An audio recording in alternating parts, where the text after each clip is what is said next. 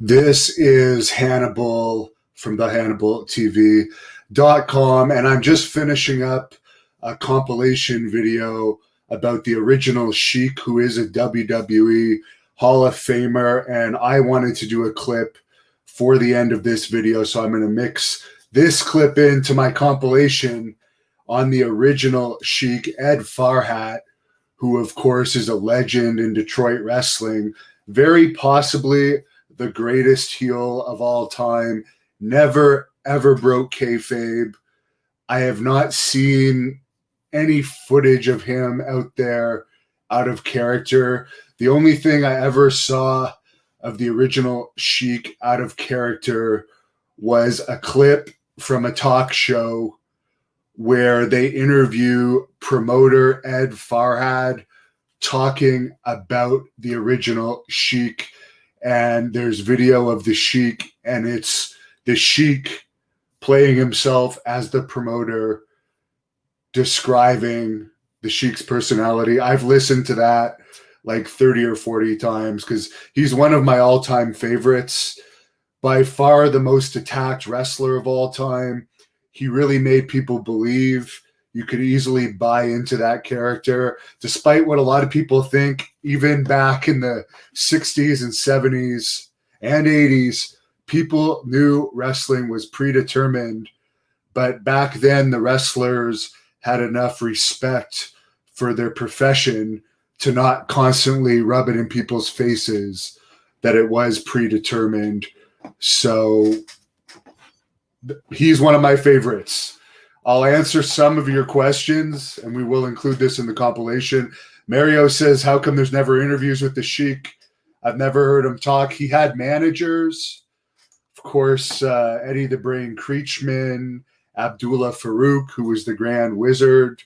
Sabu, his nephew, would manage him from time to time, who, by the way, the Blood Hunter beat Sabu earlier this year. The Blood Hunter probably is the heel in wrestling today that is the closest to the Sheik out of all the wrestlers. But why didn't the Sheik talk? Because he kept kayfabe. He was not supposed to be able to speak English, and they protected that. So that's one of the reasons why he was one of my all-time favorites. He didn't have to do moonsaults.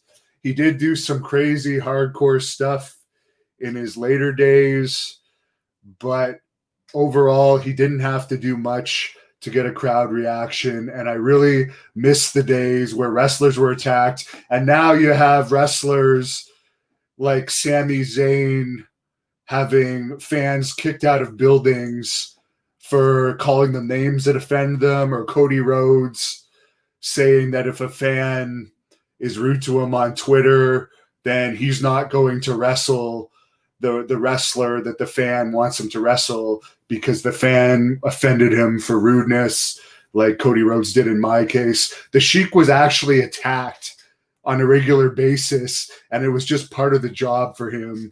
So those type of wrestlers are few and far between these days.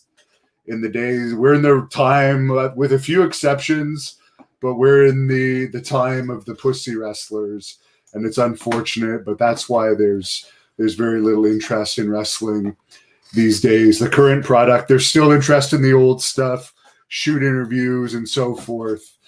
But the days of the characters, the believable characters, like the Sheik, as Nacho Man says that he's in his top 3 favorites. Woody says some wrestlers today behave like children. True. Connor feels bad for Sabu too. I feel bad for him too, for the beating he took from the Blood Hunter earlier this year. And Anthony says pussy wrestlers for sure. It's too bad what it's become. It's not the Sheik days anymore. I wish I could have met him. Never met him. One of my favorites. And I know he's a lot of other people's favorites as well.